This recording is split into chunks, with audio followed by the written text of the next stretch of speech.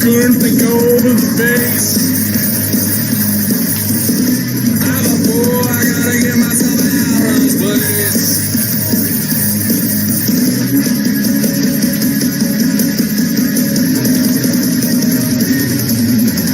Girls like you, I should just want her,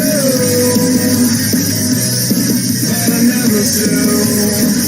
Oh, because of things you do, make me wanna run from you,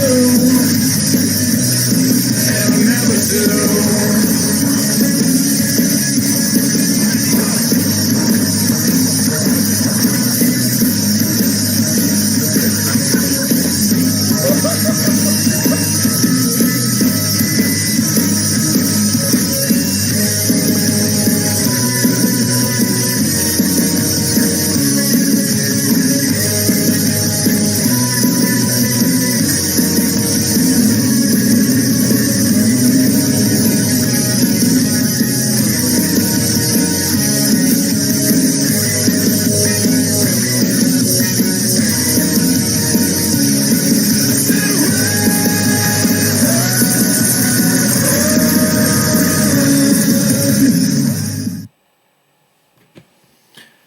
Hola, hola.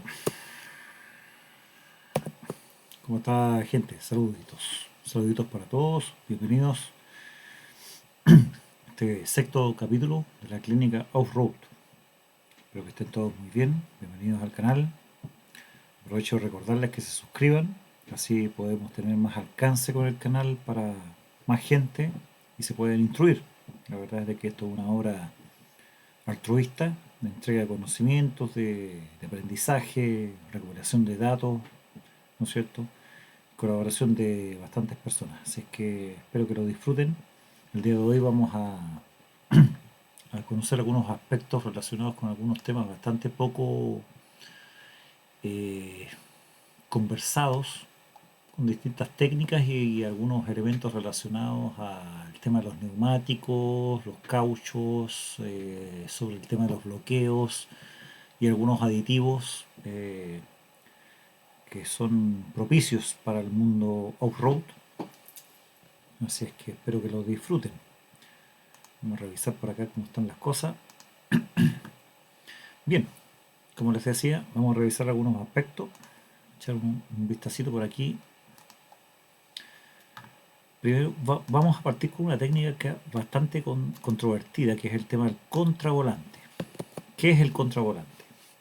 Normalmente muchos lo han escuchado, pero no comprenden muy bien cuál es el sentido de este término, que en el mundo motorizado, de las motocicletas me refiero, es bastante empleado y conocido, pero en el mundo del automovilismo solamente en el ámbito rider o del drift, del automovilismo de alta velocidad y en carretera es muy conocido, pero no así en el mundo off-road. Sin embargo, en el mundo off-road también es bastante necesario dominarlo, conocerlo, particularmente en zonas de baja tracción o zonas deslizantes. Porque cuando hablamos de zonas de baja tracción estamos hablando de zonas muy deslizantes. Entonces, acá Wikipedia nos aporta algún antecedente, nos dice que el contravolante es un término coloquial que hace referencia al uso deliberado del sobreviraje con la intención de hacer girar un automóvil rápidamente sin perder movimiento. Esa es la idea a priori. Fue muy común el uso de los rallies cuando se usaban mayoritariamente coches con tracción trasera. Y bueno, nosotros los 4x4 solemos usar tracción trasera en principio, a no ser que conectemos la 4x4, donde el conductor conseguía el automóvil se desplazara lateralmente en curvas muy cerradas. También una técnica muy usada actualmente en el drifting para conseguir evitar perder el control del vehículo. Bueno, esa es la descripción a priori. Pero en la práctica, ¿en qué se traduce? Esto es súper importante. Y bueno, para eso vamos a revisar un video, ¿no es cierto?, que lo grafica bastante bien. tenemos el presente video, ¿no es cierto?, que habla sobre el viraje, vamos a observarlo.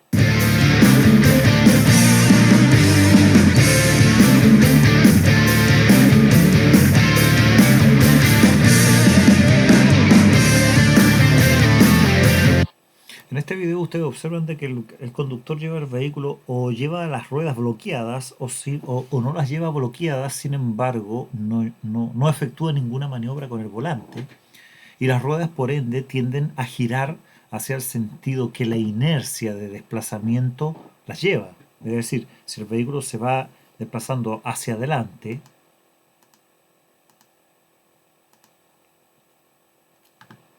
pero el vehículo está haciendo giros de 360 grados como si fuéramos una peonza, que aquí la verdad es que queda muy muy divertido, pero imaginaos esto en un caso real y con coches a nuestro alrededor.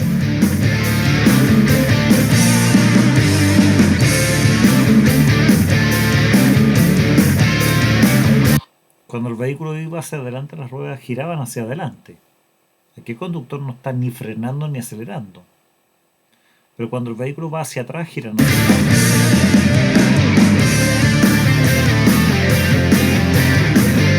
Bueno, pues visto el desastre, ahora toca intentar solucionarlo, ¿vale? Vamos a ver cómo tendremos que hacerlo correctamente. Como dice mi cuñado... Más adelante el video continúa y el presentador muestra otra diferencia. Hay que hacer contravolante. Contravolante dice que es girar las ruedas hacia el mismo lado que se desplaza el eje trasero. La verdad es que en los manuales queda bastante bien, pero ya me veo yo con mi coche al mismo lado que se desplaza el eje trasero. Como dice mi cuñado, hay que hacer contravolante. Contravolante dice que es girar las ruedas hacia el mismo lado que se desplaza el eje trasero. Como dice mi cuñado, hay que hacer contravolante. Contravolante dice que es girar las ruedas hacia el mismo lado que se desplaza el eje trasero. Contravolante es precisamente lo que menciona el presentador. En este video, el hombre menciona de que cuando la carrocería del vehículo va hacia un sector, tú tienes que girar el volante justamente hacia ese sector para poder controlar la maniobra del vehículo. Veamos qué es lo que sucede. La verdad es que en los manuales queda bastante bien, pero ya me veo yo con mi coche patinando, mis niños gritando y yo pensando hacia dónde va el eje trasero.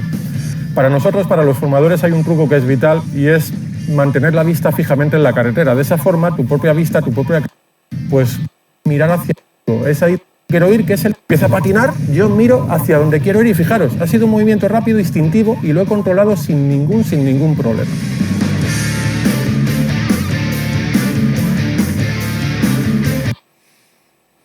Se fijan que en este vehículo, en esta imagen, el vehículo está atravesado. Sin embargo, la imagen muestra que cuando el vehículo va atravesado, el conductor lleva las ruedas justamente hacia el lado para donde se está yéndose la carrocería. Es decir, si la carrocería se le corrió la parte trasera del vehículo, esta parte se le corre hacia este sector, el conductor debe de llevar las ruedas justamente hacia ese mismo sector.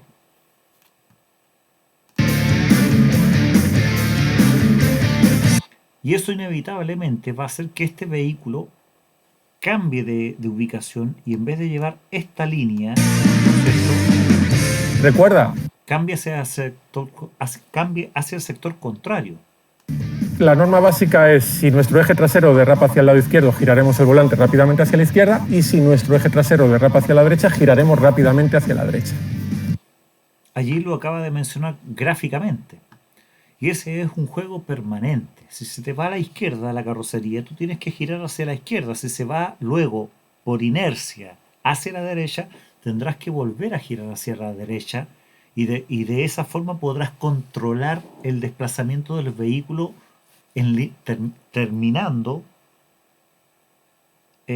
terminarás trazando una línea recta dentro de tu desplazamiento y no saliéndote del carril como lo demostraba una de las imágenes anteriores.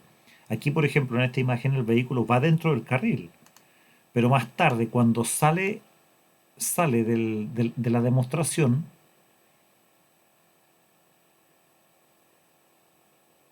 en alguna parte se observa, bueno, pues termina fuera de ella. Permítanme buscarlo. ¿Qué vamos a hacer? Y eso y ahora a mí, pero el vehículo está haciendo giros de 360 grados como si fuéramos una peonza, que aquí la verdad es que queda muy muy divertido, pero imaginaos esto en un caso real y con coches a nuestro alrededor.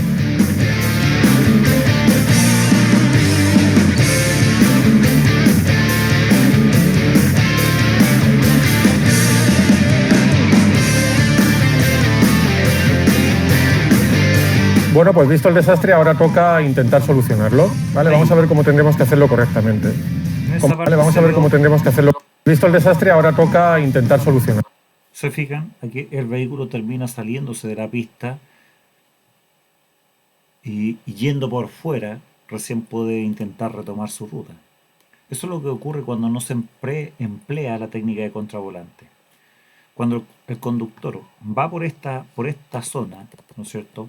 Tiene una zona de deslizamiento, patina, no es capaz de reaccionar correctamente respecto de la conducción del manubrio, o simplemente oprime los frenos, termina saliéndose de la pista, yéndose por el costado.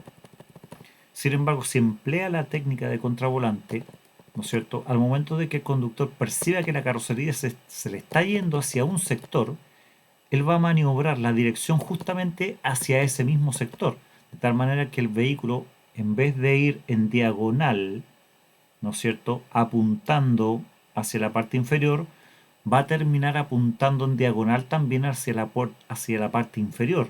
Y luego tiene que volver a efectuar contravolante para que el vehículo vuelva a direccionarse en diagonal hacia la parte inferior y luego un nuevo contravolante para volver a direccionarse hacia la parte superior.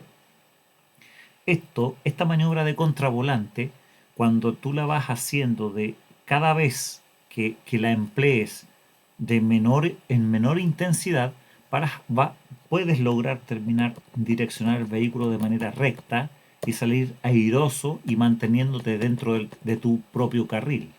No como este caso, en donde el vehículo termina saliéndose por completo de la pista. Vale, vamos a ver cómo tendremos que hacerlo correcto. En eso consiste básicamente la técnica de contravolante, que es muy importante para efectos de conducción sobre nieve, nosotros que practicamos el off-road, o en superficies deslizantes, ya sea una superficie rígida, sólida, pero con algo de fango en su superficie, o en superficies de escarcha, ¿no es cierto? O con algo de nieve prácticamente derretida. Suelen ocurrir situaciones en las cuales no logras direccionar el vehículo y no te queda otra que emplear la técnica de contravolante. La recomendación es que googleen y busquen por internet para poder comprenderla más a cabalidad y poder entender el funcionamiento de la misma, porque es una técnica muy necesaria de dominar. Vamos a pasar a otro ámbito, que es el tema del treadwear, el treadwear de un neumático. Bueno, solemos entender que los neumáticos tienen algunas especificaciones técnicas sobre las cuales normalmente nos concentramos en el tamaño del neumático, ¿no es cierto? Si es que calza con nuestra llanta, sabemos que tiene algunas siglas numéricas, como por ejemplo 265, 70 R16. Y bueno, y entendemos que el 265 es una medida que está relacionada al neumático, el 70 con la altura del neumático y el R16 con que es un neumático radial y que calza en una llanta de tamaño 16. Y hasta ahí todo bien, solemos entenderlo. Pero en el mundo off-road hay otros parámetros que son esenciales de entender. Por un lado, el tema que está relacionado con el tipo de neumático, si un neumático de carretera, un neumático all-terrain, un neumático mud-terrain. Y hasta ahí también en general estamos bastante bien, porque entendemos que un neumático mud-terrain tiene unas tremendas calugas, que un neumático all-terrain tiene unas calugas bastante voluminosas, pero no tan grandes como las de un mud-terrain, lo que está relacionado con temas de tracción con temas relacionados a la, a la liberación de fango o de barros, de tierras o de hielo, ¿no es cierto? Conforme más grande es la caluga, mayor es el espaciamiento entre caluga y por ende mayor liberación de material existe. Y, y conforme menor sea la caluga, y en el caso de un neumático de carretera que derechamente no tiene calugas, solamente franjas, como lo que se muestra en la imagen, solamente tenemos liberación de líquidos, de agua. Eh, pero aparte de ese parámetro, existe un elemento que está relacionado con la capacidad de agarre del neumático que se llama tread wear. Este valor, que es numérico y que es poco conocido, tiene una directa relación, por un lado, con la durabilidad del neumático, ¿no es cierto? Y por otro lado, con la capacidad de agarre que tenga el neumático o de durabilidad en el tiempo. Por un lado, podemos observar acá tenemos un juego de cuatro neumáticos con cuatro cifras distintas, ¿no es cierto? Aquí tenemos un neumático con una cifra de 300, equivale a un treadwear 300 y bueno, muestra que el neumático está bastante gastado. Sin embargo, aquí tenemos un neumático 400 que está bastante más gastado, ¿no es cierto? Y tenemos un neumático 600 en donde ya el nivel de desgaste es tal que se observan inclusive las franjas de las capas inferiores del mismo. ¿Qué significa esto? Que a mayor treadwear, mayor desgaste se puede alcanzar del neumático, porque es un compuesto más blando que tiene tendencia a desgastarse más rápidamente. Sin embargo, a menor treadwear, como en este caso un 280, el neumático está prácticamente intacto. Y eso hace que tenga mayor durabilidad en el tiempo. Sin embargo, ¿por qué dura más en el tiempo? Porque es un compuesto duro, es un compuesto que es muy poco susceptible al desgaste. Pero también al ser un compuesto más duro, tiene mucho menos agarre. Los neumáticos con un treadwear alto, como este de 600, que bueno, un treadwear de 600 no es para nada recomendable porque no es una relación, una muy buena relación de costo versus durabilidad. eh, Demuestra que tiene un alto desgaste. Al tener mayor desgaste tiene mayor agarre. Prácticamente esto se transforma en una lapa sobre el pavimento, sobre la superficie. Pero no es la idea tener un desgaste tan alto. Un treadwear de 400 es bastante bueno. Es bastante bueno porque permite tener, si bien es cierto, un muy buen agarre en cualquier superficie, un compuesto bastante blando que nos ayuda mucho en el mundo off-road, también va a permitirnos tener un desgaste no tan elevado que nos obligue a cambiar neumáticos frecuentemente. Lo mismo ocurre con un treadwear 300, pero un treadwear de 280 no nos conviene en lo absoluto porque es un compuesto muy duro que tiene muy poco agarre, tiende a patinar demasiado y claro, nos puede durar una enormidad. Este valor del treadwear en los neumáticos es un término que no es muy conocido y que es importantísimo conocerlo. Acá tenemos una gráfica, ¿no es cierto?, que nos dice que en esta zona se encuentra un neumático completamente nuevo, acá un neumático ya en alguna medida desgastado, y esta es una gráfica que nos demuestra que el neumático está realmente desgastado para conocimiento general de los usuarios.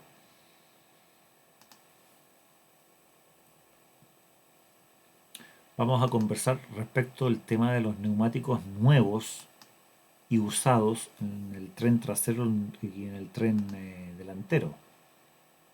Nosotros, bueno, neumáticos nuevos atrás o adelante, no sé qué es lo que vayamos a encontrar.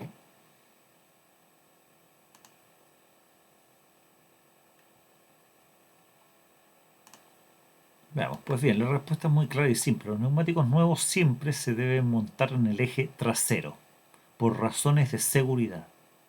Con ello se consigue una mayor seguridad ya que se obtiene una adherencia más alta, una mayor estabilidad y se reduce el riesgo de sufrir aquaplaning. Bueno, aquí la primera búsqueda en Google nos dice que los neumáticos nuevos deben de ir siempre en el eje trasero. Y esto contradice por completo lo que suele pensarse y lo que las personas normalmente entienden.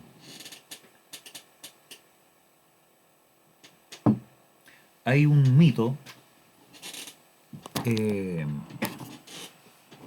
como tantos otros en nuestra sociedad, donde las personas suelen entender que los neumáticos en mejores condiciones deben de ir en el eje delantero, porque en el eje delantero está la dirección, argumentan, sin entender muy bien qué es lo que significa esto.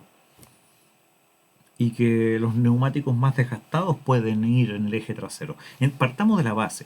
Uno no debiera de andar con neumáticos más nuevos más desgastados en un vehículo. Uno debiera de andar con los vehículos parejos, tanto en el eje delantero como en el eje trasero. Y esto debiera de estar dado por una correcta mantenimiento del vehículo, una correcta rotación de los neumáticos, ¿no es cierto?, que permita que el desgaste sea parejo. Porque partimos de la base de que cuando tú eh, efectúas la compra inicial de tus cauchos, compras el juego completo de neumáticos. Y esto no solamente estoy hablando de los 4 neumáticos de uso habitual, debe de incluirse el neumático también de repuesto. Pero también entendemos de que bueno, el neumático de repuesto está solamente para repuesto y si es que el neumático del cambio anterior todavía está en buenas condiciones, fue empleado en muy pocas ocasiones, ¿para qué vas a reemplazarlo? A no ser que hayas efectuado un cambio de rodadura en donde hayas empleado neumáticos más grandes o más chicos. Pero bueno, no es el tema de la conversación. El tema de este punto está relacionado justamente con esta gran disyuntiva del por qué los usuarios piensan que los neumáticos en mejor condición deben de ir en el eje delantero y no en el eje trasero, que es lo que la mayoría de las personas piensan. Y yo siempre lo he dicho, lo hemos comentado en videos anteriores. Pues bien, aquí los primeros resultados en una búsqueda de Google te arrojan, y no por cualquier sitio, sino que Diario Motor, que digamos, es un medio especializado en este aspecto. Te dicen que deben de ir los neumáticos en mejor condición en el eje trasero, no en el eje delantero. ¿Por qué? Yo te voy a explicar por qué. Bueno, es simple. Si tú tienes neumáticos en mala condición en el eje delantero, y se te revienta alguno de ellos, tú tienes la chance de maniobrar el vehículo porque en el eje delantero tú tienes la dirección y existe la chance directa y de manera muy intuitiva de que tú puedas efectuar maniobras que permitan retomar el control del vehículo frente al reventón de un caucho. Porque el reventón de un caucho evidentemente genera pérdida de control en el vehículo. Pero tú tienes un mecanismo de control enfrente tuyo que ataca justamente el eje delantero, que es la dirección. Y tú puedes, a punta de una eficiente y oportuna reacción, tomar el manubrio, ¿no es cierto?, y ejercer las maniobras pertinentes para poder retomar el control del vehículo. Sin embargo, si ese reventor de neumáticos te ocurre en el tren trasero, tú no tienes un mecanismo de control directo que atañe al tren trasero. No existe dirección en el tren trasero. Por tanto, lo que tú puedes hacer es que puedes reaccionar con el manubrio. Efectivamente, puedes hacerlo. Pero ocurre de que tienes que emplear la técnica de contravolante. Y la técnica de contravolante, que la vimos digamos, instantes atrás en este video, o tratamos de explicarla porque es muy difícil de explicarla, no es muy intuitiva, hay que aprender a dominarla y a comprenderla cómo funciona. Entonces es muy difícil que tú tengas la habilidad, sin conocer las técnicas de contravolante, al momento de que se te revienta un neumático en el eje trasero, que tengas la habilidad de poder emplear la técnica de contravolante, comprender sus principios físicos, ¿no es cierto? Y poder manejar el vehículo de tal manera de que logres estabilizarlo. Porque tú el control de la dirección la tienes en el eje delantero, no la tienes en el eje trasero. Entonces es así de simple. No tienes un mecanismo de control directo sobre el eje trasero. Por ende, todas las maniobras que quieras emplear para poder retomar el control del vehículo no son directas.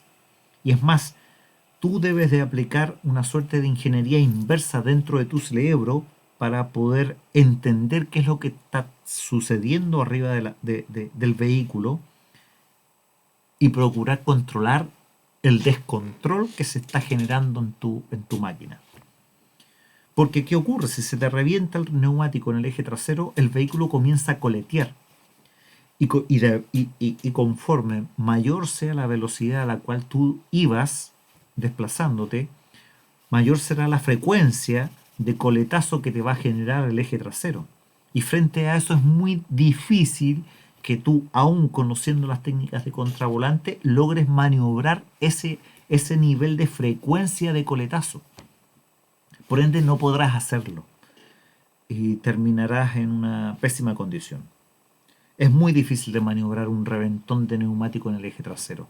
Sin embargo, cuando el reventón de neumático es en el eje delantero, tú tienes una chance, que es maniobrar con la dirección en la medida de que no hubieras ido descuidado y que apliques la fuerza necesaria sobre el manubrio y los movimientos controlados necesarios para retomar el control del vehículo, pero sin embargo tienes una chance. Sin embargo, en el eje trasero no es así. Por eso, la recomendación es que entiendan de una vez por todas que los neumáticos en mejores condiciones siempre deben ir en el eje trasero, no en el eje delantero. No se dejen llevar por lo que la mayoría de las personas entienden por un prácticamente capricho de la naturaleza. Según ellos, dicen de que deben de ir adelante. No se dejen llevar por eso. Los mejores neumáticos siempre deben de ir en el eje trasero. Y los que estén en menores condiciones en el eje delantero. Sin embargo, recordar nuevamente que no tendrías por qué estarte desplazando en esas condiciones, porque si tú sigues las pautas de mantenimiento y las rotaciones de neumáticos que corresponden, deberías de andar siempre con los neumáticos igual de parejos, ni más ni menos gastados en ninguno de los ejes. Y recordar por último también de que la rotación de neumáticos debe de respetar siempre el giro de los mismos. Nunca debes de rotar un neumático que sacándolo de una rueda lo pongas en un eje contrario en donde terminen girando al contrario, porque con eso rompes las mallas. Es decir, si tú sacas un neumático del lado delantero izquierdo, debes de ponerlo en la misma posición en el eje, ¿no es cierto?, trasero derecho, pero en la misma posición, de manera que mantenga siempre su sentido de rotación. Nunca montar un neumático a la inversa, porque si lo haces girar a la inversa después de haberlo tenido un largo tiempo girando en un sentido, romperás las mallas y eso debilitará la resistencia interna del caucho.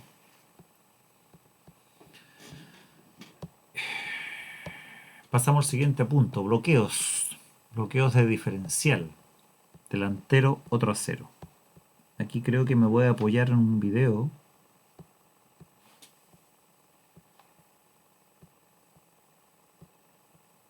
Vamos a echar un vistazo acá. Siempre existe la discusión respecto de si es que los bloqueos de diferencial es conveniente ponerlos en el eje delantero o en el eje trasero, porque seamos francos, son muy pocas las personas que tienen los recursos para poder instalar un bloqueo de diferencial en ambos ejes. Pues bien, la experiencia dice de que los bloqueos de diferencial en el eje trasero son bastante eficientes, pero tienen algunas contrapartes, como ya lo hemos conversado y revisado en algunos videos anteriores, en donde particularmente en Jeep de alta potencia pueden generar algunos efectos adversos, nefastos, fatales de hecho, como que si es que tú te encuentras en una en una trialera vertical y cuentas con un Jeep de muy alta potencia, al tener bloqueo diferencial conectado en el eje trasero, probablemente puedas volcar de campana. Eh, Sin embargo, la capacidad de tracción del vehículo puede ser tan óptima en el eje delantero como en el eje trasero. Pero veamos un poco. Aquí nosotros tenemos una imagen donde dice que está el diferencial abierto, sin bloqueo, ¿no es cierto? Todo esto se efectúa en una marcha, en una primera marcha con reductor range conectada. and just that 1,000 RPM just crawling in. So we come up to that obstacle. Clutching, I didn't like. Y bueno, evidentemente la trialera no le permite al vehículo en primera marcha, a muy baja velocidad, sortear el obstáculo. Evidentemente está sin ningún bloqueo. Esto podría sortearse sin ningún problema con técnicas de freno de mano, con técnicas de mayor inercia, con técnicas de volanteo, pero no es la idea en el video. En el video la idea es que vayan las ruedas rectas, que no se emplee freno de mano, que no se empleen técnicas de inercia ni técnicas de mayor impulso a través del torque de motor, sino de que mantenerlo lo mayor parejo posible. Y aquí demuestra de que un vehículo sin ningún tipo de bloqueo le va a costarle muchísimo en esas condiciones técnicas sortear el obstáculo. Like that. So she started to drive herself over onto its side.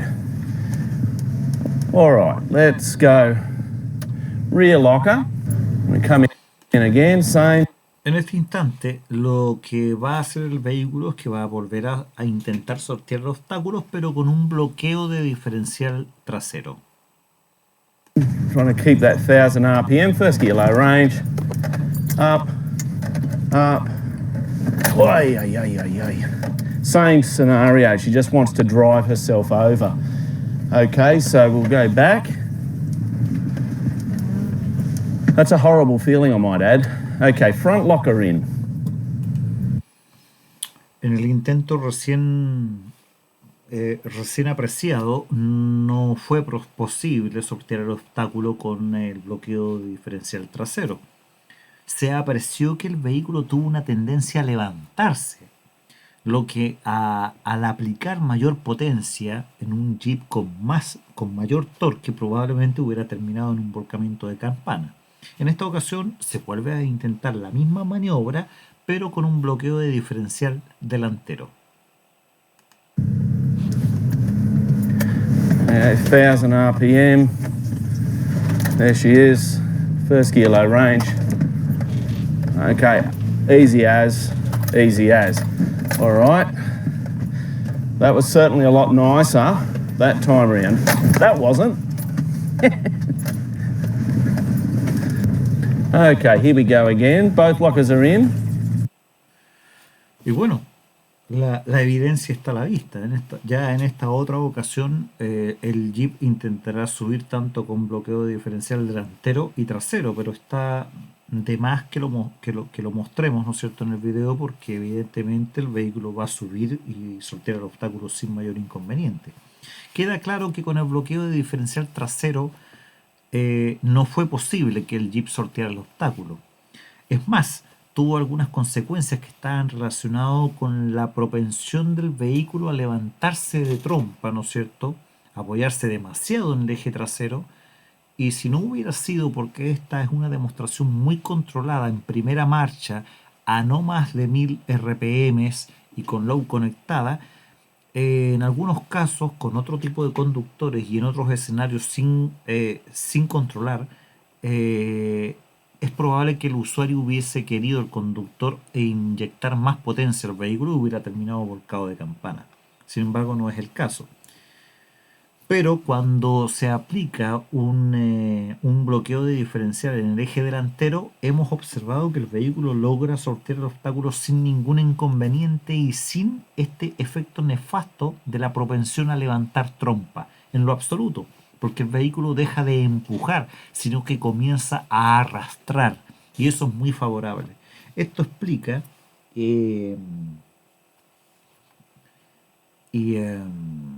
y respalda la tesis que dicen de que es mucho mejor emplear un bloqueo diferencial en el eje delantero que en el eje trasero, tanto por la eficacia del mismo a la hora de pasar una trialera como la que se muestra en el video, tanto como por evitar también los efectos indeseados de la propulsión que genera un bloqueo de diferencial que es demasiado potente y que puede terminar en un bloqueo, digamos, en un volcamiento en campana.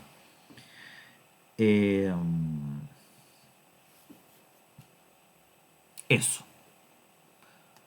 Vamos a pasar al siguiente punto. Vamos a ver que nos encontramos por acá.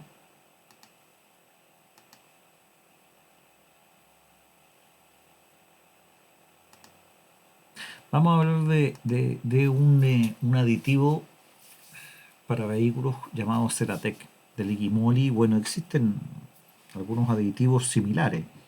Ceratec consiste en un aditivo antifricción. En el fondo es eso, es un aditivo antifricción. Y no solamente lo tiene Liquimoli, sino que lo tienen otras marcas también. Y de distintas nacionalidades. Sin importar la marca, para el efecto de esta explicación, ¿no es cierto? Vamos a hablar de Ceratec.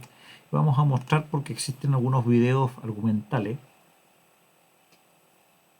de gente independiente que ha hecho demostraciones sobre la eficacia, sobre la mayor o menor eficacia de estos elementos. Entonces vamos a ver. Acá nosotros tenemos una cifra, ¿no es cierto? Acá estamos hablando de Ceratec Liquimoli, prueba de fricción. Aquí dice de que un metal determinado que partió con una medida de 2.92 milímetros, ¿no es cierto? Después de la prueba de fricción terminó con 2.87 milímetros. Por tanto, el resultado del desgaste que tuvo frente a la prueba fue de un 0,05%. Esto aplicando un aditivo llamado Ceratec, que en el fondo Ceratec consiste en un aditivo que se le agrega al aceite con la finalidad de evitar el desgaste por fricción entre metal y metal. Es un aditivo que tiene una durabilidad de 50.000 kilómetros, ¿no es cierto? Por tanto, cada 50.000 kilómetros es recomendable agregarlo. Pero esto en el caso de vehículos que tú quieras, digamos, atesorar o hacer perdurar en el tiempo, durante largo tiempo, por supuesto. Porque en sí también hay que mencionar que hoy por hoy los aceites de motor incorporan todos los aditivos necesarios habidos y por haber. Básicamente entendemos que un aceite vegetal tiene una durabilidad menor en el tiempo y hay que estarlo cambiando cada 5.000 kilómetros. Un aceite semisintético tiene una durabilidad estimada de 10.000 kilómetros, frente a lo cual es recomendable cambiarlo cada 8.000 kilómetros. Y un aceite sintético, full sintético, bueno, en el fondo existen los aceites vegetales, los semisintéticos y los sintéticos. Y los sintéticos pueden darles hasta los 15.000 kilómetros, pero también es recomendable darle hasta los 12.000-13.000 kilómetros. Ahora, valga la redundancia, que los aceites semisintéticos algunos argumentan de que no existen, que en el fondo son así aceites minerales, o vegetales le llaman algunos también, ¿no es cierto? Pero con algunos aditivos. Yo no voy a entrar en esa discusión. Sin embargo, es indiscutible que sí tienen una notable mejora respecto del aceite 100% mineral. Porque si el aceite mineral o vegetal, que se le llama, ¿no es cierto?, es una categoría, el aceite semisintético, indudablemente una categoría mejor. Eso es indiscutible, aún siendo el mismo aceite mineral con algunos cuantos aditivos, sigue siendo un aceite mejor que el 100% mineral. En eso no hay discusión. Y a su vez, ese aceite semisintético no puede competir con un aceite 100% sintético, porque un aceite 100% sintético es mucho más eficiente en términos de durabilidad en kilómetros de uso, como que a su vez también en términos de consistencia, en términos de que su viscosidad es capaz de mantenerse a mayores temperaturas de uso de motorización. Particularmente en el mundo off-road nosotros nos hacemos digamos, un gran desgaste del motor en términos de RPM, a no ser que nos encontremos en las dunas, a no ser que tengamos una máquina de bajo torque y que tengamos que recurrir a la potencia para suplir esa falta de torque. En el caso de los motores de baja cilindrada particularmente, cuando nos encontramos en zonas de roquerío o en zonas de barro no tendríamos por qué emplear altas RPM. Sin embargo, cuando los motores son pequeños se hace necesario emplear esas altas RPM. Y en esos instantes en donde por efecto de fricción aumentan las temperaturas, y al aumentar las temperaturas los aceites deben ser capaces de mantener su viscosidad. Si no son capaces de mantener su viscosidad, es evidente que se genera un mayor desgaste en los metales. Allí es en donde entran los aditivos como Ceratec, a proteger o a evitar ese adelgazamiento del aceite, ¿no es cierto? Y permitir suplir las deficiencias del aceite mismo. Pero si empleamos aceites de buena calidad no tendrían por qué suscitarse estas situaciones y no tendríamos por qué recurrir a estos aditivos. ¿Qué tan cierto es esto? Nos podríamos preguntar. Bueno, justamente a eso voy yo. Yo he observado las demostraciones de Ceratec como se los muestro aquí en el video, ¿no es cierto? Las diferencias son de 0,05% o 0,05 milímetros de desgaste sobre una pieza de muestra, ¿no es cierto? En un test de fricción. Pero ¿y qué pasa si nosotros no empleamos Ceratec y empleamos un aceite de buena calidad? Veamos. Aquí esta es una prueba que emplea un aceite Liquimoli, ¿no es cierto? Con aditivos molibdeno. ¿Cuál es la gracia de este aceite? Este aceite, a diferencia de los aceites tradicionales, que no es semitransparente, no es el típico aceite semitransparente, ese color beige, ¿no es cierto? Ese típico aceite de motor que uno lo inyecta y que parece aceite de cocina. El aceite Liquimoli con MOS2, ¿no es cierto? Con mezcla molibdeno, es un aceite negrito, color negro. Cuando lo aplicas tú te das cuenta de eso. Y bueno, tú te puedes preguntar, bueno, ¿realmente esta cuestión funciona, sirve o simplemente es cuento? Bueno, aquí está la prueba. Aquí se hizo la misma prueba, ¿no es cierto?, sobre un motor con un aceite convencional 1040, también Liquimoli, pero convencional 1040, ¿no es cierto?, y se le agregó el aditivo Ceratec y se obtuvo una cifra de desgaste de 0,05 milímetros.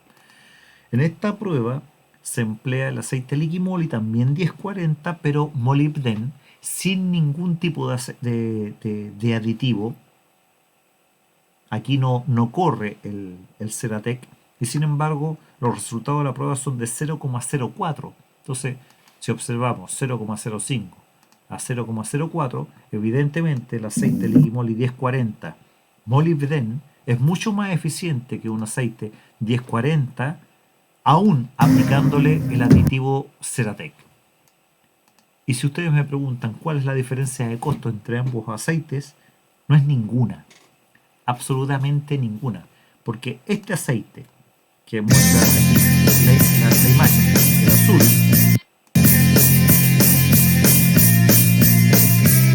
este aceite azul, que cuesta aproximadamente en el mercado 38.000 pesos, vale lo mismo que este otro aceite que también cuesta 38.000 pesos en el mercado.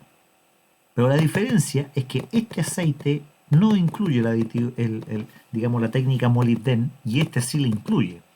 Y este aceite tiene mucho mejores resultados que este otro, aun cuando el precio es exactamente el mismo. ¿Por qué? No tengo idea.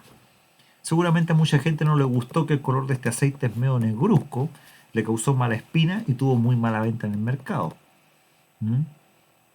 Pero las pruebas de fricción demuestran que este aceite es mucho más eficiente, y es prácticamente como que es tan eficiente como un aceite 1040 de barril azul, con el aditivo Ceratec incluido.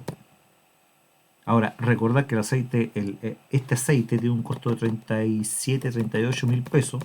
Sin embargo, el aditivo Ceratec te cuesta entre 25 y 40 mil pesos adicionales. Entonces, no hay donde perderse. Evidentemente, este es mucho más conveniente. Ahora me dirán, pero es que tú empleas los Liquimoli permanentemente, le estás haciendo publicidad a la marca. No, yo no le hago publicidad a ninguna marca, a mí no me financia nadie. Sin embargo, son los aceites que yo he probado. Yo he probado Castrol, he probado Liquimoli, he probado otras marcas completamente desconocidas, incluso unas marcas muy guachacas como Wolf. He probado otros como Conoco, que son marcas reconocidas de los rally. He probado muchísimos aceites. Sin embargo, yo juzgo solamente por el rendimiento y el comportamiento que yo obtengo en mi vehículo. Acá vamos a pasar a otro punto. Vamos a hablar sobre los aditivos Engine Flash, que son como limpiadores de motor. Y muchos se preguntan, bueno, ¿sirven o no sirven los limpiadores de motor? Bueno, efectivamente los limpiadores de motor, aditivos limpiadores de motor, sí sirven. Que se obstruyen algunos elementos y terminan causando algunos efectos indeseables, no. Eso no es correcto. Eso es una falacia. Todos los aditivos de motor que están diseñados para la limpieza interna de los mismos se basan en la premisa de que cuando tú inyectas ese aditivo lo que va a hacer es que va a disolver las impurezas a tal punto de que van a poder ser evacuadas por el motor a través de las líneas de escape o de alguna forma, pero van a poder ser disueltas o son disueltas y terminan transformándose en una solución uniforme con el mismo aceite de la motorización, o terminan siendo evacuados a través de la línea de escape. Por tanto, no generan tapones, no sueltan la suciedad de tal manera que después obstruyan otros elementos. Eso no ocurre. Están diseñados para disolver la mugre. Ahora, aquí nosotros tenemos un ejemplo. Vemos un pequeño motor de una cortadora de pasto, ¿no es cierto? Esto lo elevan la temperatura, la carbonizan, ¿no es cierto?, con un soplete, después lo ponen a funcionar. And today's modern cars, 1,000 miles. Comprueban, digamos, las emanaciones. Hey, what if it's got bad? What if we keep it clean from the start? Preventative maintenance, that's correct. But hey, what if it's got bad? What if you have a used vehicle? This is what we're. So, if you would like to comment below, it's definitely not. Regardless of how good, letting us know what you want to see next, and it will be in one of our upcoming videos. Regardless of how good or bad Liqui Moly is, if it's at 91 psi, this is. Whoa, Liqui Moly has its work cut out for it. Agregan el engine flash. Motor oil, you would have experienced has been because the engine to idle for 10 minutes, and I don't really need to know. And most of the big difference, but this will actually work. The maximum temperature 229 before using Liqui Moly. Now 168. Let's take out the spark. We'll move on to damage. We have 90 this stuff, the compression. Once we did this, we'll move on to see just how well this stuff cleaned the inside of the engine. Hopefully no damage. We have 91 psi once again. Share your down in the for more information on this product, check out the engine flushes. For more information on this product, check out the description below. Thanks. Efectivamente, este lubricante logra limpiar pero notoriamente el interior del motor, de la máquina. Por tanto, es muy eficiente en ese sentido. Respecto a los tapones que algunos mencionan que puede funcionar, No están así, porque la química del lubricante está diseñada para disolver esos elementos. Ahora, hay otros lubricantes muy interesantes.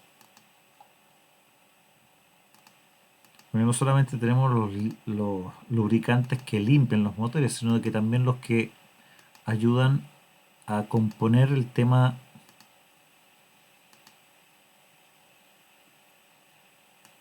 de las gomas, de las fugas. Y bueno, aquí nosotros podemos observar que existe un elemento que se llama All Verlust, que también de Liquimoli, puede ser de cualquier marca, de lo mismo. Ahí está la imagen, ¿no es cierto? Bueno, ¿qué es lo que hace este elemento? Lo que hace es de que es un aditivo que se puede agregar al motor, ¿no es cierto? Así como el Ceratec o cualquier otro, se agrega al motor, ¿no es cierto? Directamente en frío, después tú lo haces andar y después de una cierta cantidad de kilómetros esto comienza a surtir efecto, particularmente el All Verlust Stop, ¿no es cierto? De Liquimoli, tienes que dejar pasar unos 600 u 800 kilómetros para que recién comience a surtir efecto. ¿Y qué es lo que hace? Particularmente se le llaman tapafugas. Pero en el fondo lo que hace es de que este aditivo rejuvenece las juntas de goma que existen al interior del motor. Particularmente los retenes de válvula. Y así como los retenes de válvulas y otros elementos de goma que tienden por un tema de temperaturas a resecarse y a endurecerse, este aditivo permite reblandecer esas gomas, ¿no es cierto? Y volver a darles aquella docilidad que hace que permitan la hermeticidad del motor mismo. Entonces es bastante recomendable, particularmente cuando tienes algún desgaste, ¿no es cierto?, en los retenes de válvula y comienzas a tener estos humos que en frío se manifiestan, pero que después cuando el motor ya se encuentra caliente dejan de existir esas emanaciones, es porque tienes un desgaste en los retenes de válvula. Y eso es obvio porque los retenes de válvula son unas gomas que con las calores tienden a finalmente a cristalizarse, a endurecerse. Entonces este aditivo permite que recobren su textura más dócil, más blanda, más moldeable. Y de esa manera logren sellar de mejor manera la cámara. Para eso este tipo de aditivos no son una corrección definitiva, sino de que te permiten darle un poco más de tiempo, dilatar el proceso de reparación del motor, porque la reparación pertinente es destapar culata, ¿no es cierto?, sacar tapaválvulas y reparar las válvulas mismas, cambiar los retenes pertinentes y hacer las revisiones que correspondan en el momento. Pero bueno, esto te permite dilatar un poco ese proceso y controlar un tanto aquellas emanaciones de gas.